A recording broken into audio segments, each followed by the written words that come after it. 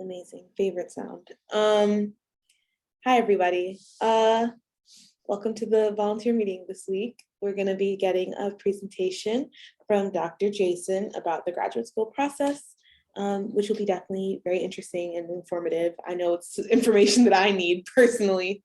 I don't start applying until next year, though, so that's its own thing.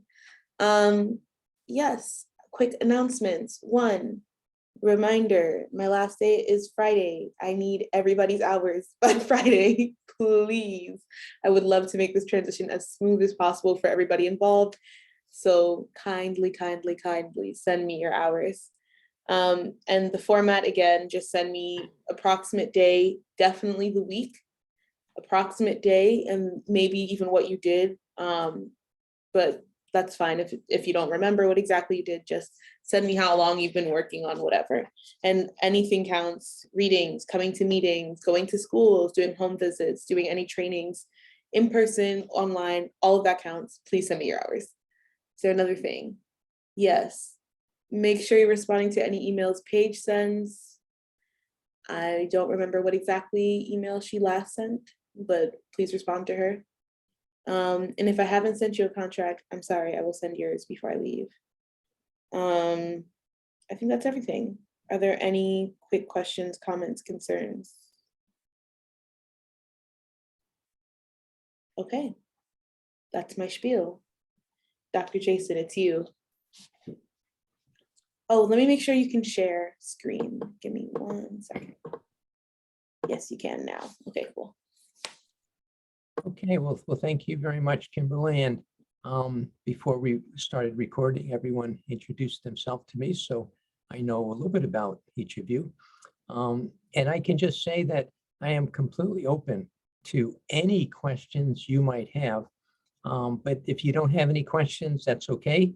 But if you do, I'd be happy to answer them either now or as I kind of talk about graduate school in general. So let me kind of stop right here at the beginning and see if there's anything that you have that you want to ask, and don't feel like you have to, but I just want to create some space so that you can have a chance if there's something that you're just wanting to know about in terms of either the application process or about what types of schools or the process of getting in, or what one does with a degree. And any of those things I'm happy to chat about. A question, and feel free to answer it later if it's more relevant later in your conversation with us. But I was wondering if you could talk about why you chose the path that you chose to follow and become a professor, and why you stuck around. Okay, so when you say stuck around, you must be referring to the fact that I've been at Depaul for my 47th year today. Oh, today. Today is the Congratulations. anniversary. Happy anniversary. I shouldn't have said today, but it is my 47th year. Yeah, but I must tell you that I started at Depaul when I was 3 years old. So that's why. I wasn't 3. That's just a bad joke. But the reality is most people don't stay with one job for really a long time these days. And the more high tech you are, the less likely you are to stay in jobs, as we know. I basically came to Depaul to begin my career after I got my studies. And just a little bit about my background, I was very interested in politics and wanted to be involved in some campaigns when I was an undergraduate. And it goes back to even the Humphrey Johnson campaign, which I was in junior high school and I volunteered at. And as some of you know, that was in the mid-60s, and President Johnson fortunately got us into the Vietnam War, which I was very opposed to. And you've probably heard reports about how terrible that all was. Just a big mistake, and thousands of people got killed unnecessarily. And then because I did volunteer work for there, my congressman asked me if I would kind of in high school be involved in Young Citizens for this particular congressman whose name was Helstowski.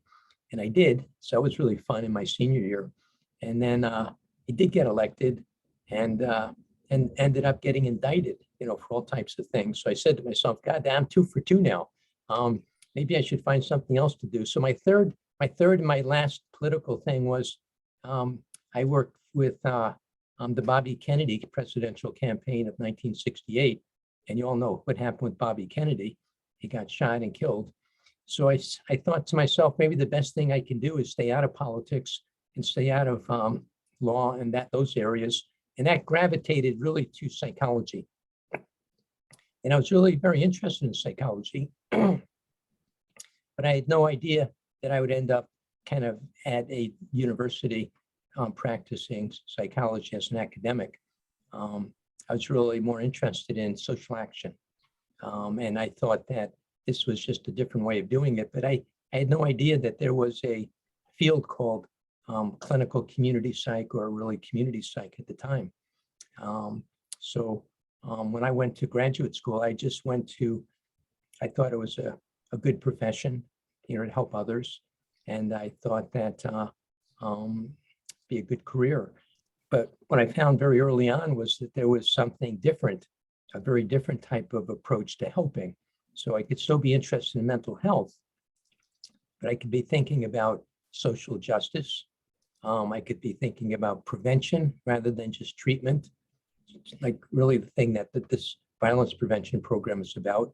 I could be thinking about community building, for all the people who don't have a sense of community. And I could think about, in a sense, some more of a public health kind of approach to, getting interventions out to large groups of people. So, so some of my research now is on, ME/CFS, myalgic encephalomyelitis, chronic fatigue syndrome, and people who have long COVID. And if you can believe it, that's all you're trying to call me. So must be something I've done now. Olia is coordinates our community programming at Depaul. Some of you might know Olia Gonsman, but I'll catch up with her later. So the Violence Prevention Project fits in very nicely in terms of trying to prevent violence, and the long COVID stuff is trying to, reduce stigma and give patients a legitimized voice in the process. And Dr. Robinson is joining us. Boy, fantastic. My work has really been in those different areas in community psychology. So why did I stay at DePaul University, and why didn't I become a professor? It wasn't my intentions, but when I got out of graduate school, I said to myself, where can I go where I can have the most flexibility and freedom, where I can, in a sense, pick the things I want to do and not have other people sort of telling me what to do.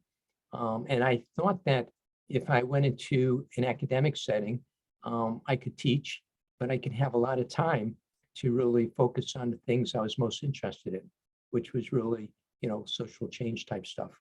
And it really was a very good fit because, being a professor means you really don't have to do a lot in terms of teaching, and really have at least half or more of your time to work on your own stuff, your own interests. So I just thought, as a clinical community psychologist, it was a great setting that they would pay me to do all types of things that were just lots of fun. So I've had a very good career over these years. And that's why I picked kind of more of an academic career. But when I started graduate school, I was really, thinking about being a more traditional clinical psychologist. And I've sort of gravitated more toward kind of more of a public health approach to psychology, and thinking more about bringing sociology and anthropology and mythology and all these different ologies into kind of the work that I try to do. So when you're thinking about grad school, and again, as I said, anyone who has any questions, feel free to ask me them. I think the first thing you need to sort of say to yourself is, what area is the thing that's most interesting to you? What when you do it, you kind of lose track of time. What do you sort of like, your imagination gets carried away when you're involved in that. And I did a little exercise when I was an undergraduate that helped me. I went to Brandeis University as an undergraduate. And by the way, I went to Brandeis to study with Abraham Maslow, who was one of the founders of the humanistic psychology movement. So that was kind of cool. And I really liked his kind of hierarchy of needs and self-actualization. It really seemed like it was a cool thing. Another one of my professors in sociology was a guy named Maury Schwartz. You probably heard about the book Tuesdays with Maury. Well, I was in one of his classes at Brandeis. So that was kind of another really interesting experience. So this was a very different time than today. And there were a lot of social unrest, although there's a certain amount of it today too. But in the late 1960s and 70s, early 70s, it was a very stimulating time to be in school. It gives you an idea. I had dinner with a group of people, and this one woman named Susan Sachs looked at me and she said, "Let's rob a bank." And I said to her, "I don't think so. I don't think I'm into robbing banks." And she then, I found out later that her and that group that I was eating supper with robbed a bank in the Boston area. A bank teller got killed, and she went underground and she was on the FBI most wanted list. So you can see that was a pretty heady time. Not to say that a lot of things don't happen today, but there was a lot of social unrest when I was going to school. And a lot of it was over the Vietnam War, certainly, but other things too. So just the exercise I did, I was a minor in political science. So I said, well, maybe I want to become a lawyer because I could help bring about social change as a lawyer. But I said, I really like psychology and I like the classes I'm taking. So I went to the library and I got a couple Supreme Court briefs and I started reading them. They're very technical, and I fell asleep. And I said, gee, if I'm going to fall asleep reading this stuff, that's not a good sign for me becoming a lawyer. So that did it. I said, I'm not going to law, I'm going to psychology. And that was, but I think that's the key thing. Because I talk to a lot of, young people who are trying to think about what area they want to go in. So I think the first really decision point is, what area do you really want to go in? What can you sort of go in and stay in and really be committed to? And if it's psychology, that's great. If it's social work, that's great. If it's law, that's great. Really, it could be one of many different things, but you want to find something that really kind of, you sort of say, this is great. I lose a sense of time when I'm basically doing work in this area. Once you have kind of an area, and let's say it's psychology, because a lot of you are in psychology, then I think the thing that you want to think about is, well, what type of psychology? There's a lot of different types of psychology. You could be a research psychologist and study social psychology. And that type of career, probably you want to sort of be thinking about getting a PhD, because you're probably going to be doing a lot of research. You might be an industrial organizational psychologist, and you might want to work with industry and trying to help with selection of employees or the climate of social climate of work in organizations. That might be what you want to do. You might want to become a clinical psychologist, which is focusing on helping people maybe in psychotherapy or group therapy, or it's also doing assessments, diagnostic work, and maybe some consulting. Or maybe you want to be a clinical community psychologist. That's actually a different field itself than clinical psych. Clinical community psychology basically says we want to not just work with the person, but we want to work with the environment too, because the people and the environment are constantly interacting with each other. And we really need to sort of work with both when we're trying to bring about change. It's kind of like the ecological assessment. There are many different kind of ecological systems. And what we want to do, in a sense, is be able to not just understand them, but actually work with them. So in the School Violence Prevention Project, it's working with kids, but it's also understanding that they're within classrooms and they're within schools and they're within communities. And all these things are having influences, and we need to understand and appreciate them. Or you could say you want to be a community psychologist, and you basically say, well, I want to work on mental health, but maybe I don't need to work one-on-one. I could really work kind of, in a sense, trying to think about what some of the needs are and how we can sort of set up systems that help people better. As an example, as a community psychologist, I've been working with an organization called Oxford House for many, many decades. And Oxford Houses are recovery homes. And if you can believe it, 40,000 people have lived in these recovery homes over the last year. So they're all over the country. They're in Chicago, they're in Illinois. And you can go into a recovery home with substance use disorder and spend the rest of your life there. So it's stable housing.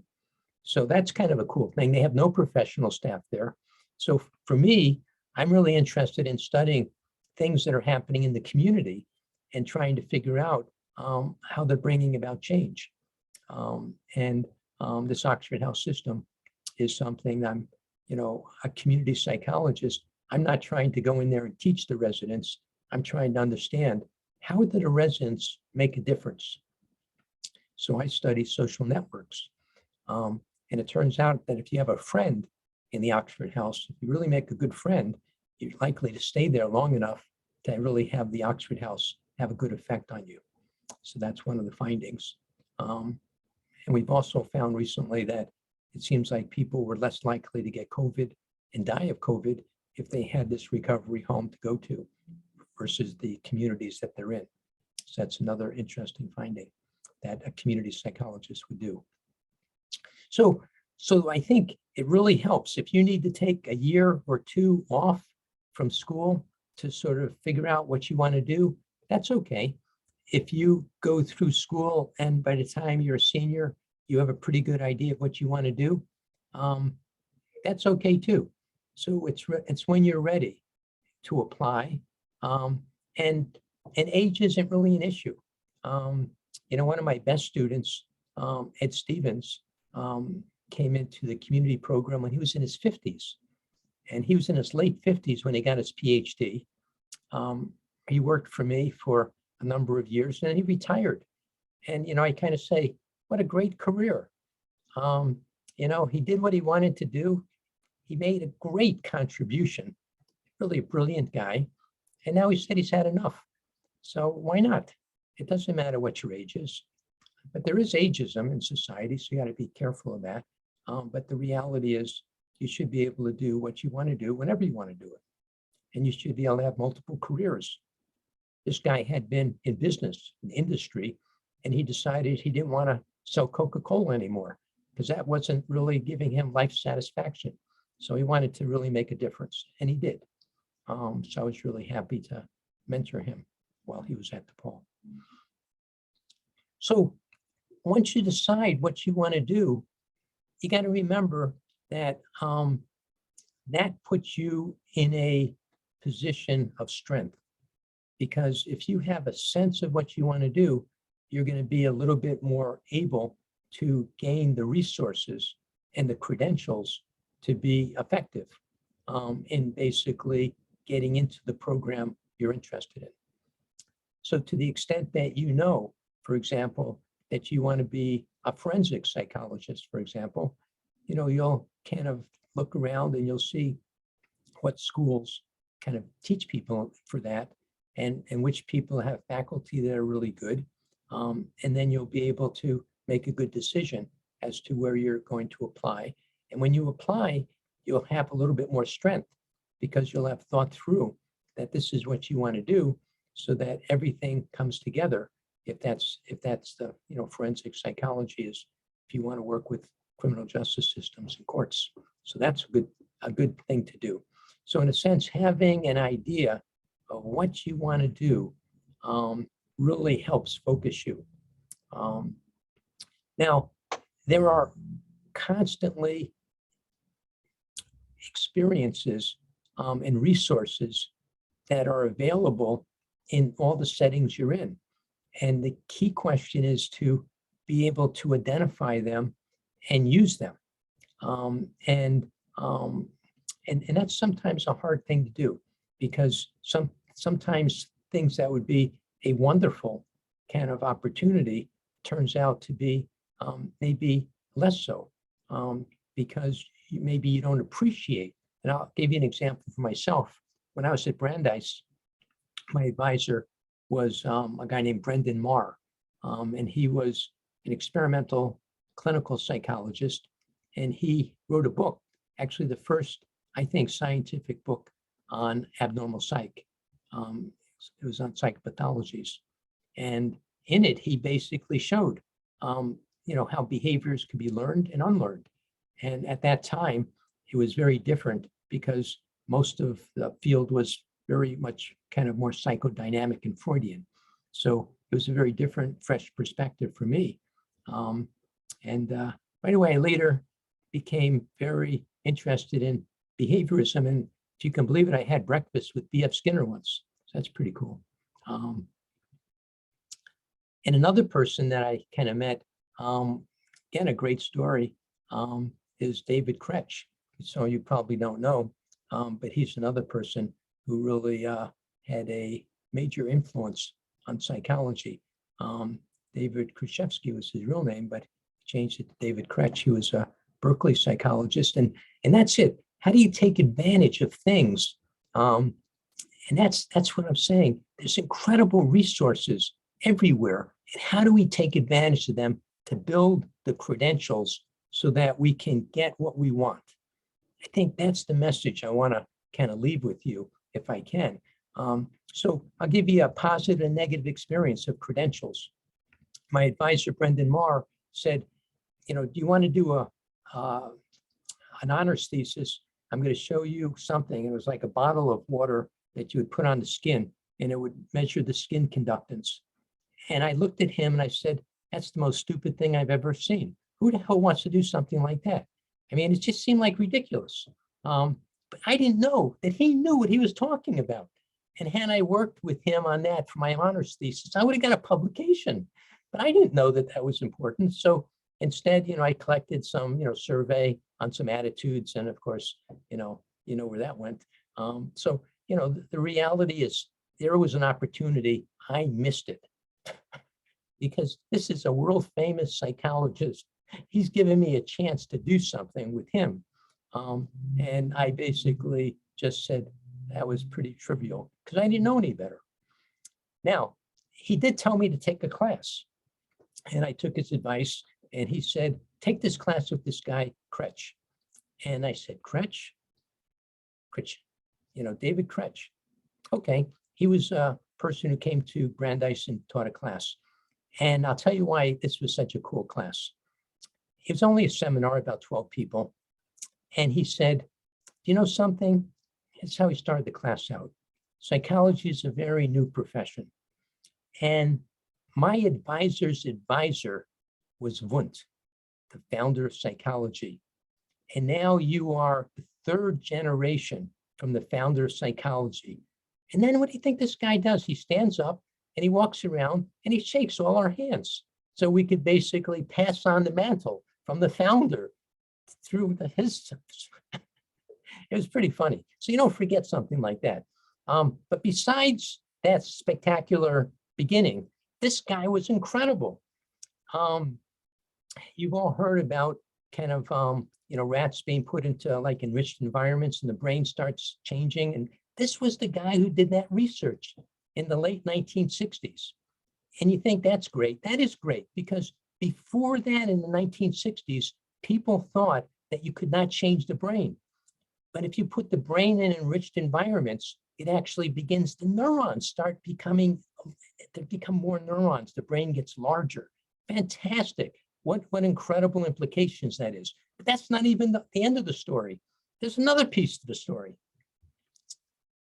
His colleague who ran the rats was actually, and really was responsible for a lot of the work, was a woman. And basically, she could not get a faculty position at Berkeley, nor could she get a faculty position anywhere in 1958, 59, and 60, because she was a woman. And when they went to publish their stuff, she expected not to get anything because women were not giving any recognition for their work. Well, Kretsch, on one of his important publications, she was the first author. And he told us the process by which that happened. It was pretty amazing. But again, you know, here you could have some really spectacular person doing some incredible work, really doing something very different from the times. And I had a chance to meet this guy toward the end of his career because he had been a psychologist in the 1930s.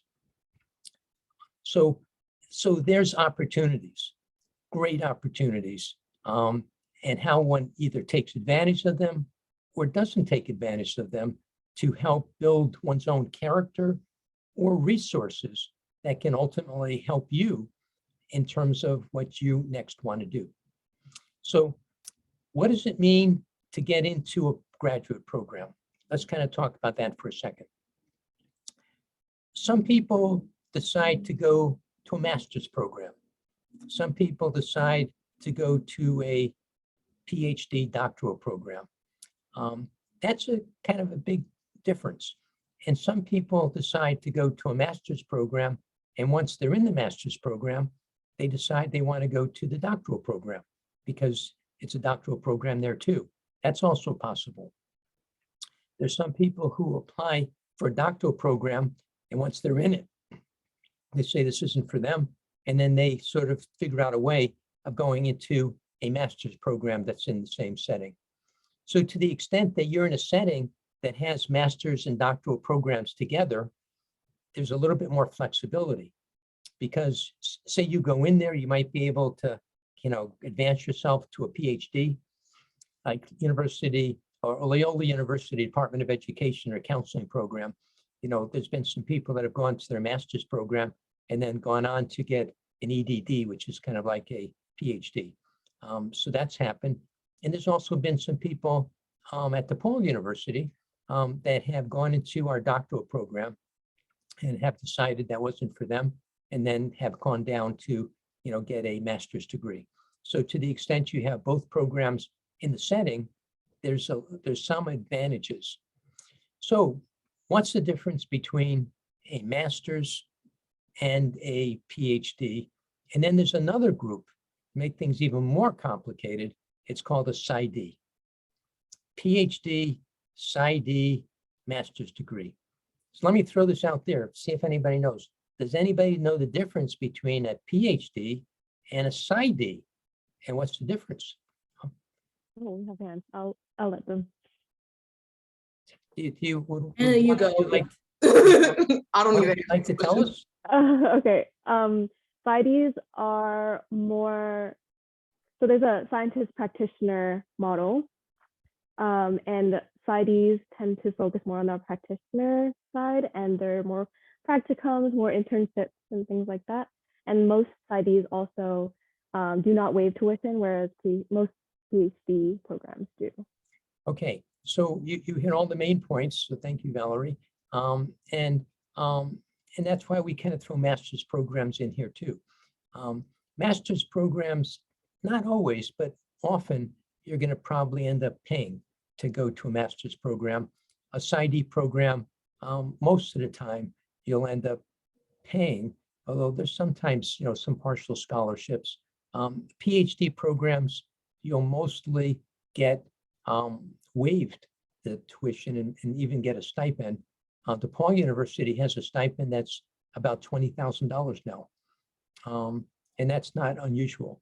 And the tuition is waived.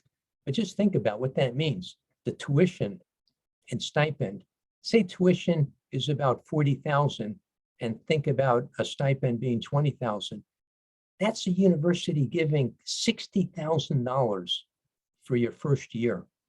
And say you have 3 years, that's like over $150,000 that's being invested in you. That's incredible.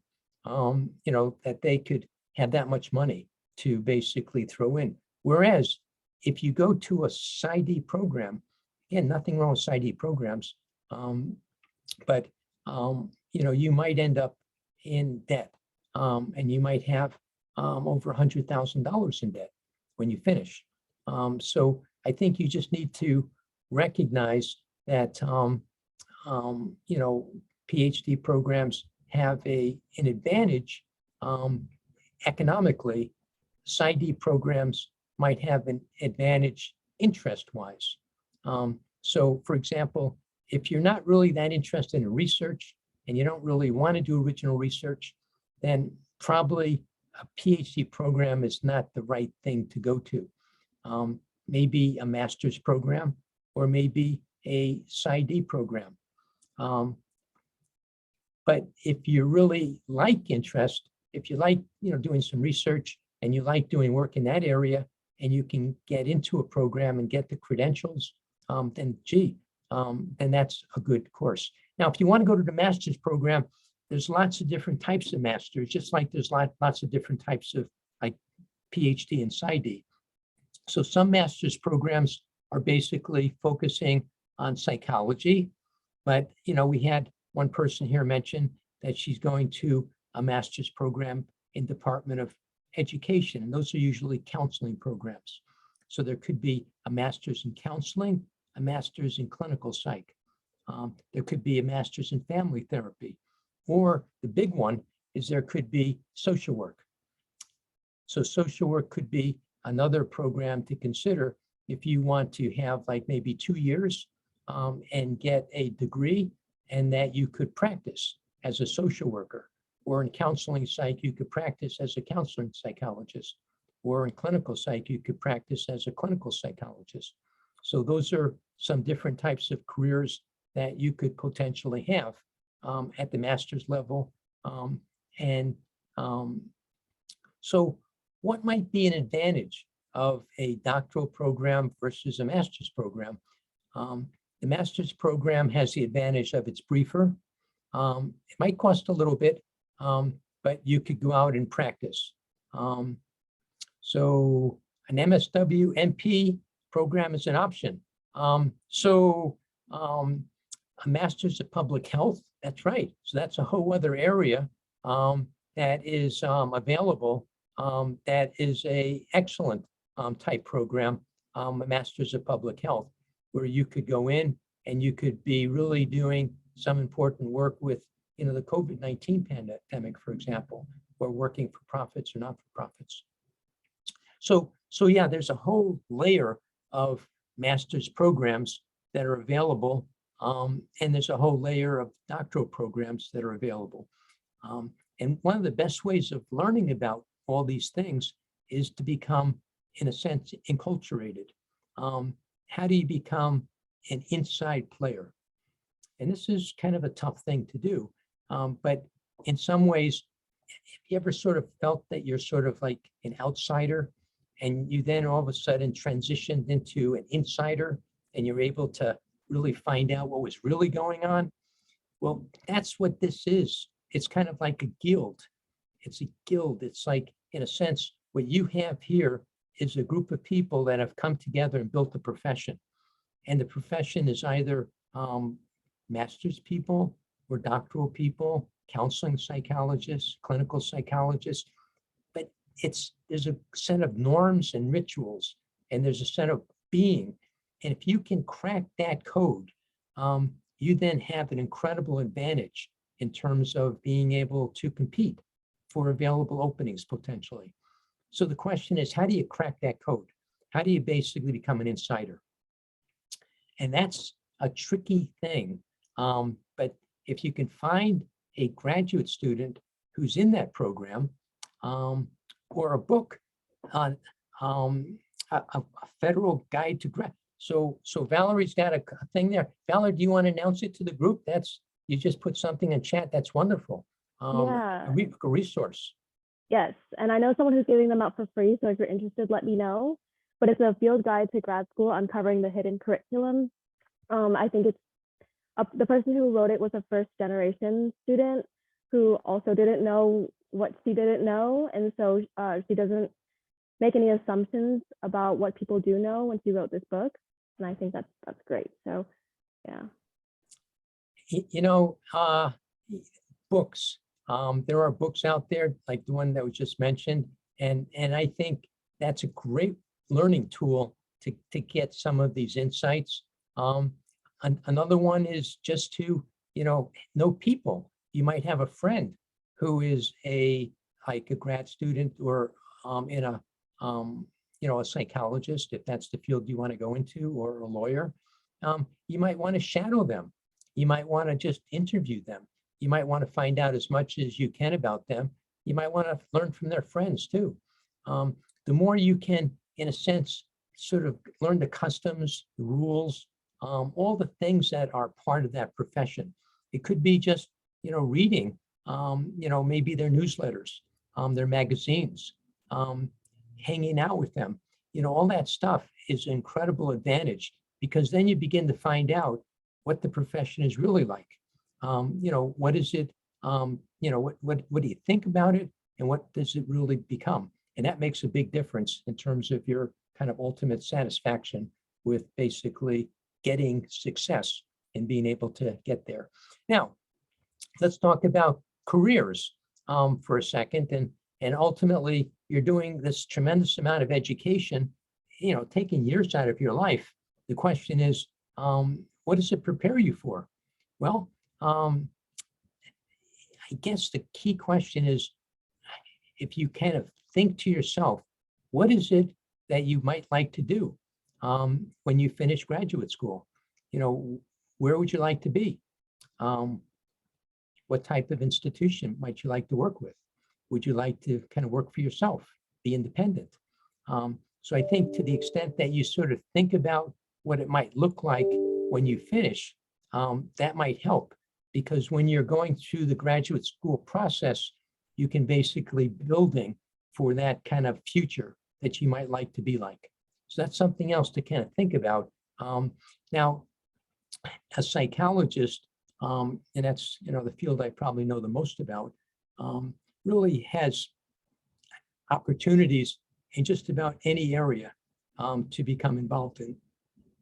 Because if you think about it, governments need psychologists, the Army, federal forces need psychologists, the police force, certainly we know needs psychologists. Matter of fact, we probably need the police to be doing more psychology than what they are doing, and we might have a better Chicago, as we know. Schools need psychologists.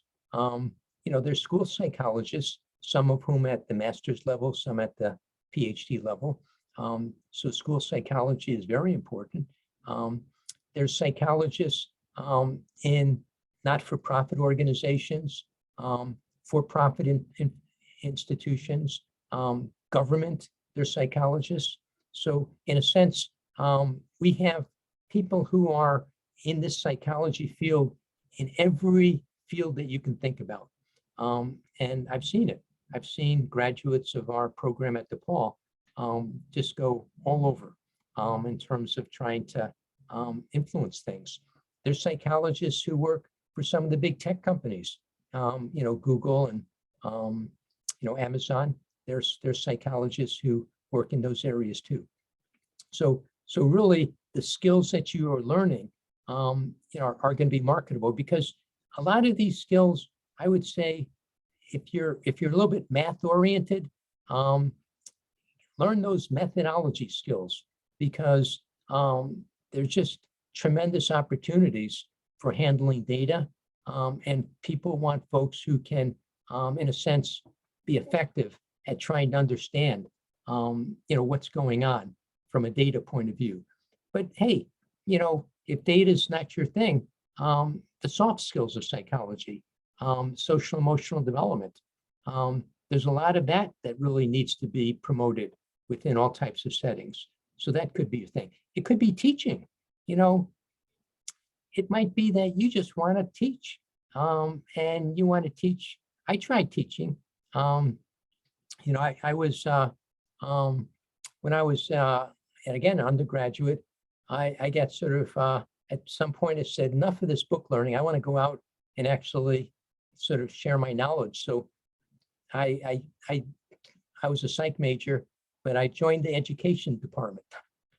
I became an education major my senior year, so I could student teach. So I went out to Newton High School, and I co-taught psychology for 4 classes. It was great. And me and the teacher, we had a great time teaching. But you know something? When I taught for a whole semester at Newton High School, it was an experiment just to see how I would like it. I loved teaching, but I found that what I was most interested in was talking to the students after the classes and hearing the things they wanted to talk to me about. So I realized that it was the more individual, one-on-one experience that I was most satisfied with. So that was an important lesson for me. So I'm just saying, you can teach for different parts of your career. I tried teaching, yeah, so I think it's possible to, some people, that's all they want to do. They want to be the greatest teacher ever. Whatever you want to be terrific at it. You want to love doing it. You want to wake up in the morning and not think to yourself, gee, how many years do I have to go before I retire? Do you know how many people kind of think that way? They basically are saying, when am I going to be finished? I'm done with this. I don't want to be abused by the system anymore. You don't want to be there. You want to have options. You want to be in charge of your career. You want to be in charge of your life. And that's really the difference. And sometimes getting an advanced degree gives you a little bit more flexibility, so that you can kind of make some of these decisions about what you do with your time. And that's what I've always valued with myself. So I know we're getting, as you can see, I kind of am good at self-pontificating. So I'm going to kind of just kind of see if I've had any issues that have come up among yourselves, so that I can maybe spend the last couple of minutes just hearing from any of you questions you have, or observations that you have, or anything else that you'd like to share with the group. And I'll just listen to you for a second.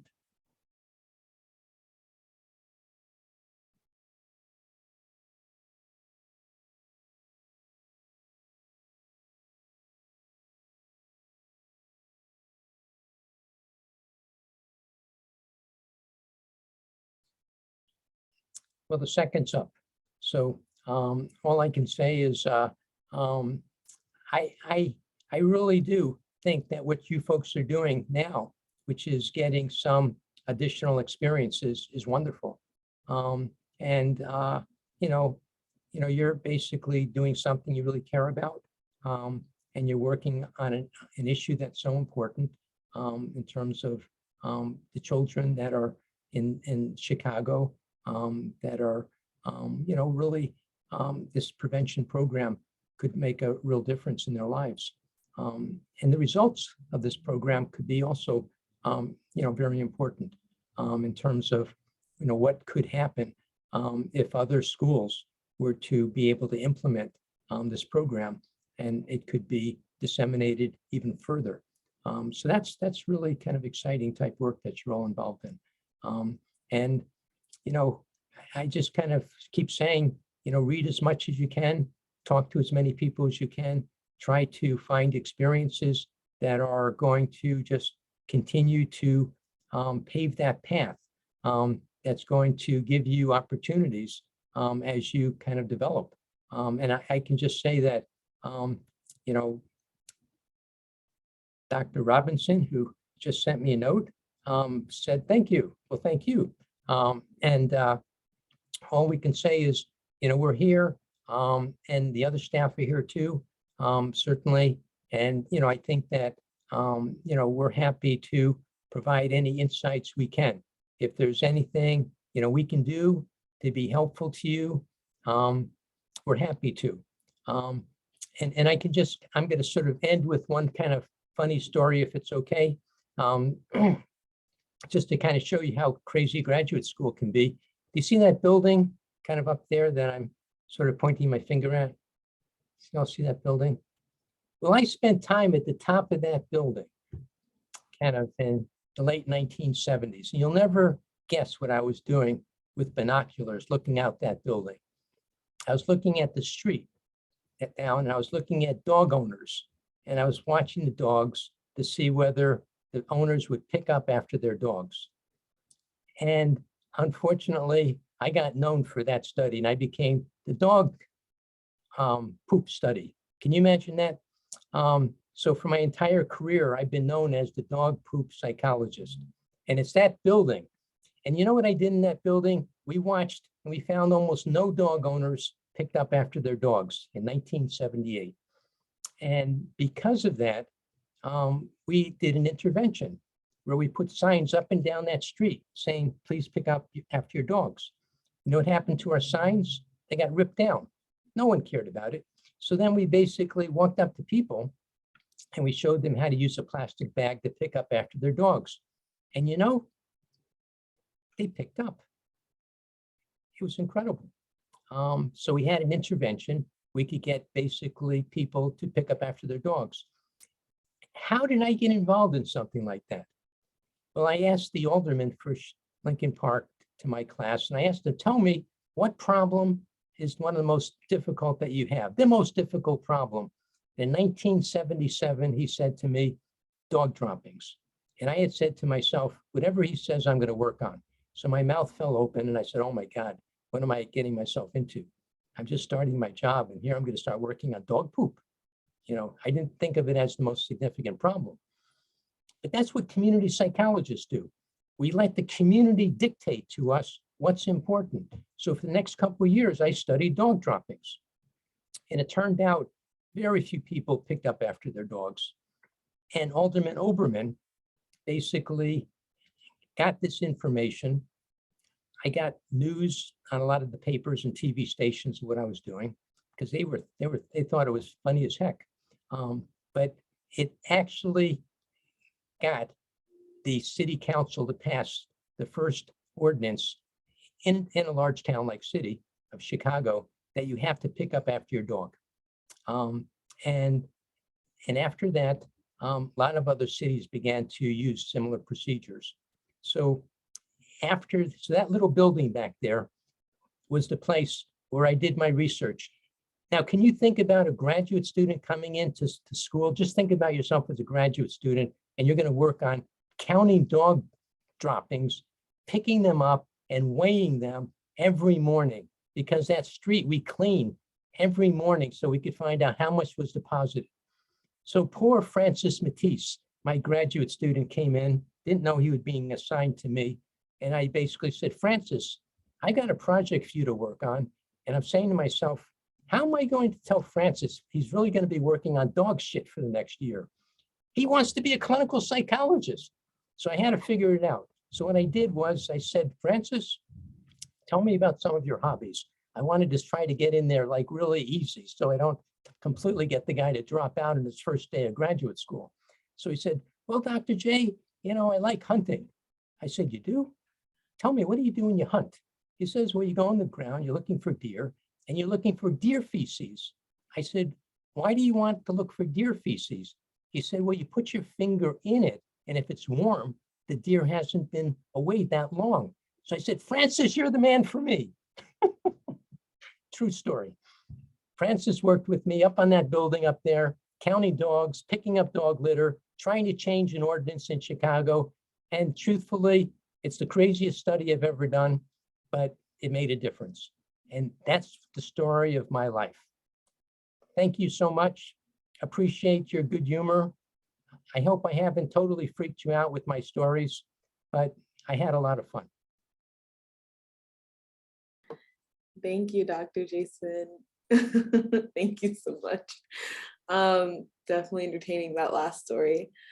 Does anybody else have any last questions, comments, or just a thank you for Dr. Jason's time? No? All right, that's fine. If I can be helpful, feel free to call upon me. And I'm, again, happy to help out myself at the center, over the last 20 years, we've had over 250 people connected with my center that have gotten to graduate school. So we're very interested in helping out careers, and let us know how we can be helpful to you.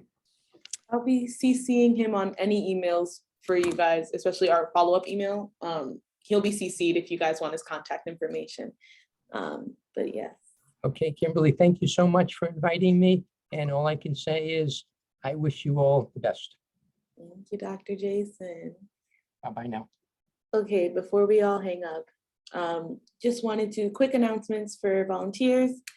Hi, I'll leave it recording.